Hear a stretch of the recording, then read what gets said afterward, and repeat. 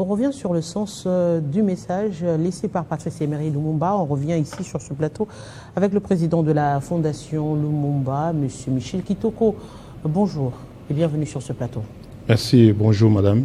Je suis directeur de la Fondation Patrice Emery Lumumba.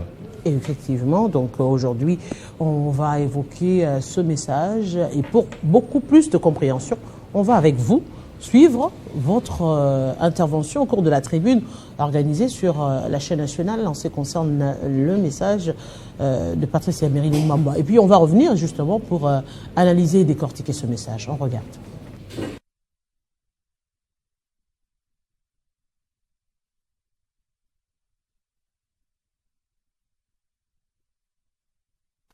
Je t'écris ces mots sans savoir s'ils te parviendront.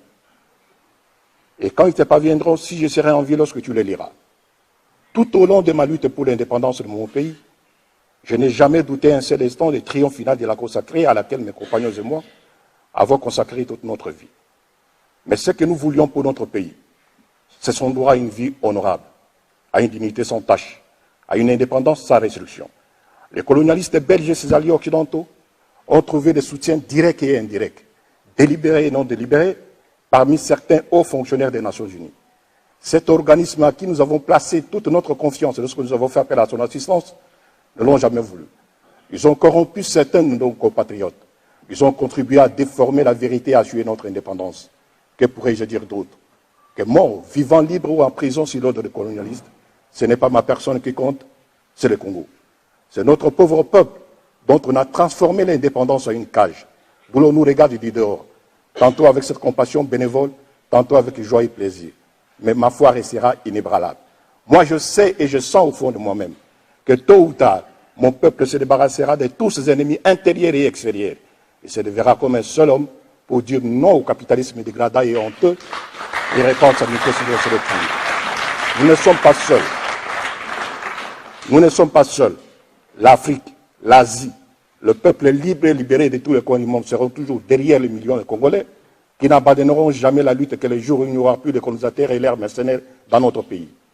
À mes enfants que je laisse et que peut-être je ne reverrai plus, je veux qu'on dise que l'avenir du Congo est beau et qu'il attend d'eux, comme il attend de chaque Congolais, d'accomplir la tâche sacrée de la reconstruction de notre indépendance et de notre liberté. Car sans dignité, il n'y a pas de liberté. Sans justice, il n'y a pas de dignité. Et sans indépendance, il n'y a pas d'homme libre. Ni brutalité, ni sévice, ni torture ne m'ont jamais amené à demander la grâce. Car je préfère mourir la tête haute. La foi inébranlable, la confiance profonde dans la destinée de mon pays, plutôt que de vivre dans le mépris des principes sacrés. Mais l'histoire dira un jour ce mot. Ce ne sera pas l'histoire qu'on enseignera à Bruxelles, à Washington, Paris ou aux Nations Unies, mais celle qu'on enseignera dans les pays affranchis du colonialisme de ces fantoches. L'Afrique écrira sa propre histoire. Elle sera au nord comme au sud du Sahara, une histoire de gloire et de dignité. Ne me pleure pas ma compagne. Moi, je sais que mon pays qui souffre tant saura défendre son indépendance et sa liberté. Vive le Congo, vive l'Afrique, Patrice. Voilà l'essence.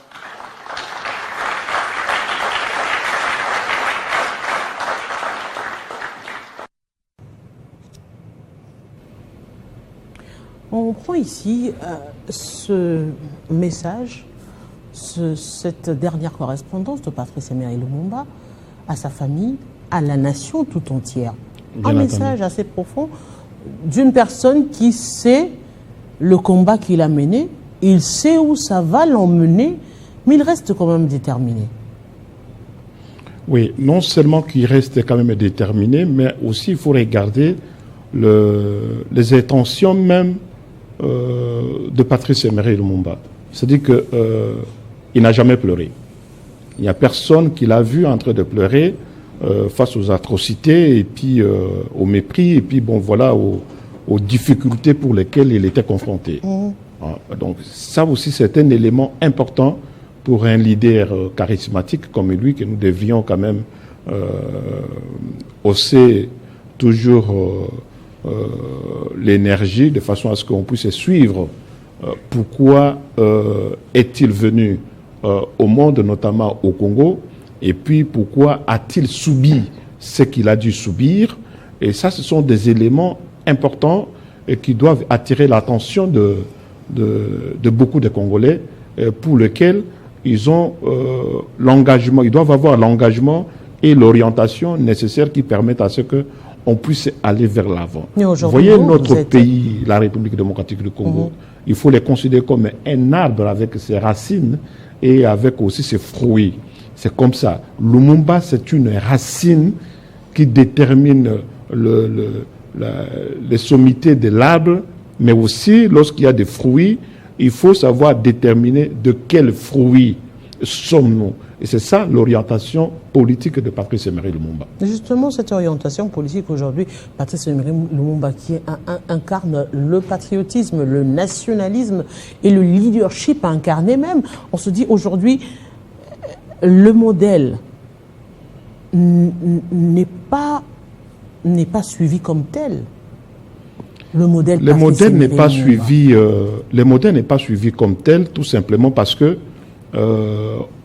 la République n'est pas encore incarnée dans les grands enseignements que nous devrions donner à nos enfants et à nos petits-enfants, notamment à la nouvelle génération. Quels sont ces enseignements? Mais oui, mais madame, vous savez, le combat de Patrice Emery Lumumba, c'est un combat patriotique pour lequel chaque citoyen dans la République démocratique du Congo devait comprendre quelle est cette République pour laquelle nous y sommes. Et lui, vous savez, au-delà de lettres adressées au peuple congolais via sa femme Marie-Pauline, mais le discours du 30 juin est tellement important que lorsque chaque Congolais saisit l'importance de mots pour lesquels il avait adressé à ce peuple congolais, vous allez comprendre que non seulement que il est d'une mission héroïque, mais aussi une mission qui oriente l'ensemble de la population pour qu'ils prennent conscience de ce que nous devrions pouvoir y être. Ça, c'est un élément important. Mais justement, c'est un message temporel aujourd'hui qui devrait, au fur et à mesure, être pris dans le contexte dans lequel il se trouve aujourd'hui. Si hier, c'était ce combat de liberté face à l'oppression de l'homme blanc, face à l'esclavagisme que l'homme congolais vivait chez lui. Mais aujourd'hui, cette liberté que nous avons acquise, on ne sait pas la fleurir, on ne sait pas la faire grandir, on ne sait pas aujourd'hui la faire développer, c'est vrai. Parce que si on regarde aujourd'hui, disons-le, depuis le départ de Patrice Emery Lumumba, quels sont les acquis positifs de cette libération et de cette continuité que nos leaders politiques ou encore les différents présidents devraient pérenniser au fur et à mesure que les années avancent? Oui, exactement. Moi, je pense, madame, que ce que nous devrions pouvoir faire, c'est de transmettre les éléments de valeur à cette nouvelle génération qui doit permettre à ce qu'ils se saisissent de cette situation de combat d'un homme, de combat de Patrice Emery Lumumba, qui est le père à penser. Lorsqu'il dit le 30 juin, combattant de l'indépendance aujourd'hui victorieux, je vous salue au nom du gouvernement congolais. À vous tous, mes amis qui avez lutté sans relâcher à nos côtés, je vous demande de faire de ce 30 juin 1960 une date illustre que vous garderez ineffaçablement gravée dans vos cœurs. Une date dont vous enseignerez avec fierté la signification à vos enfants pour que ceux-ci, à leur tour, fassent connaître à leurs fils et à leurs petits-fils l'histoire glorieuse de notre lutte pour la liberté. Car cette indépendance du Congo, si elle est proclamée dans l'attente avec la Belgique, pays ami avec qui nous traitons d'égal à égal, nul Congolais digne de ce nom ne pourra jamais oublier cependant que c'est par la lutte qu'elle a été conquise. Une lutte de tous les jours, une lutte indispensable et idéaliste, une lutte dans laquelle nous n'avons ménagé ni nos forces, ni nos privations, ni notre sang. Vous comprenez le sens même étymologique de son combat et qui doit quand même, que nous devons quand même transmettre à nos enfants et les enseigner. Le combat héroïque de Patrice Emery Lumumba pour que la nouvelle génération... De 60 à nos jours, ce combat n'est pas enseigné comme il se doit. Mais justement, moi je demande toujours à ce que ce combat soit enseigné. il n'est pas normal que dans une république comme la nôtre, une république qui se dit démocratique du Congo, et la nouvelle génération d'aujourd'hui ne savent plus d'où ils sont venus et de quoi cette république se repose, sur quoi cette république se repose. Mais moi, j'affirme ici sur le plateau de la télévision, la République démocratique du Congo repose sur la pensée initiale de Patrice Emery Lumumba. Et lorsque on va au-delà de cette pensée, je vous dis que c'est aller complètement dans le buisson, dans la forêt, et puis bon, voilà, sans issue. La nouvelle voie et la meilleure voie qu'il faut suivre, que Mousin Laurent Désiré Kabila a dû suivre lui aussi, c'était le combat de Patrice Emery Lumumba. Vous allez comprendre aujourd'hui que Mousin Laurent Désiré Kabila et Patrice Emery Lumumba, pourquoi ont-ils été dans le même combat, dans le même schéma, et pourquoi ont-ils été assassinés quasiment dans le même date connue comme telle. C'est ça l'essence héroïque. Moi, je sais que Patrice Emery Lumumba avec Laurent Désiré Kabila doivent constituer les atouts élémentaires que nous devons enseigner à nos enfants et à nos petits-enfants, de façon que la nouvelle génération aujourd'hui sache pourquoi ils sont dans la République démocratique du Congo, qui des fois ils se posent des questions gauche-droite aujourd'hui, parce que la nouvelle génération ne comprenne plus les racines. Mais c'est parce que justement, c'est parce qu'aujourd'hui, disons-le, l'histoire de la République aujourd'hui s'écrit en effaçant l'histoire des précédents.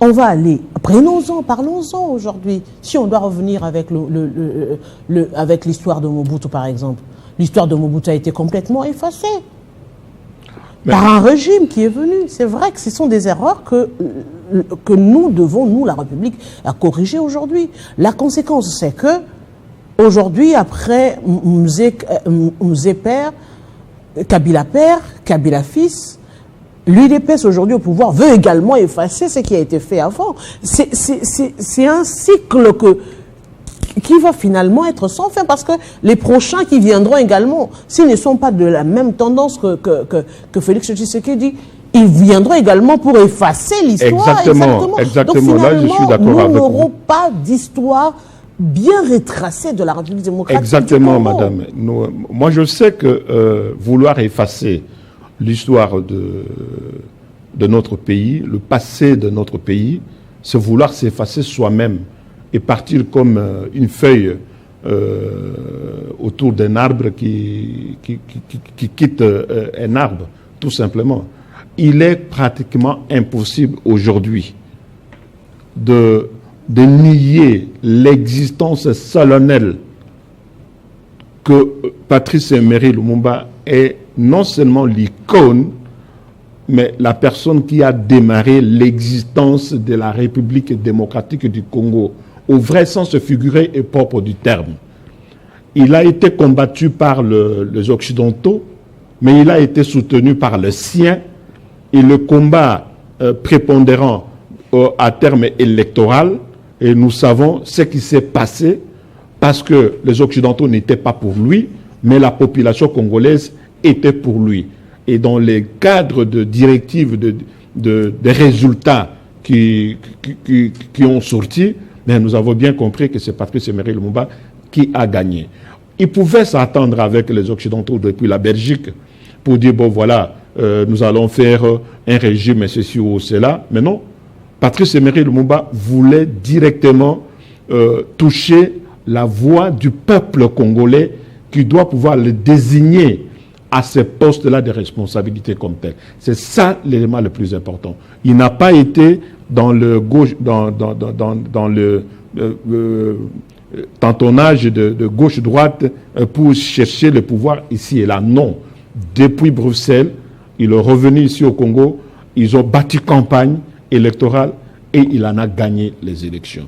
Il a fait le premier président de la République, Joseph Kasavubu, comme président de la République, parce que le président de la République, à ce temps-là, n'était pas élu par la majorité de peuple congolais. Il a été élu par la majorité parlementaire de Patrice Emery Lumumba. pour constituer les atouts qui permettent à ce que la République soit gérée comme telle. Voilà le sens des éléments que nous devons retenir en termes d'histoire et en termes des enseignements que nous devons transmettre à nos enfants et à nos petits-enfants. Nier cela, c'est se nier soi-même. L'orientation aujourd'hui, c'est que les directives politiques de notre pays méritent quand même de prendre ses responsabilités et mettre les enseignements de Patrice Emery Lumumba sur le banc des écoles, de façon à ce que la jeunesse d'aujourd'hui puisse quand même s'en approprier, non pas de manière cultivée par le média, mais de manière scolaire, pour que la nouvelle jeunesse d'aujourd'hui puisse se transmettre. Et lorsqu'un jeune quitte aujourd'hui, va même à Brazzaville ou dans un autre pays de l'Afrique, il va sentir en lui le sens orientationnel de Patrice Emery Lumumba. Monsieur voilà. Michel, oui, terminé. Oui. Je vous dis merci. Je rappelle aux téléspectateurs que vous êtes coordonnateur de la Fondation la Fondation Lumumba, République démocratique du Congo. Exactement. Je suis directeur de la Fondation Patrice Emery Lumumba et coordonnateur, collaborateur avec la Fondation Musée Laurent Désiré Kabila. Merci beaucoup à vous. On va prendre notre deuxième dossier de ce soir en ce qui concerne justement ce bicéphalisme qui se crée et surtout cette rencontre qui se tient au centre Nganda sur la question de la révision de la Constitution.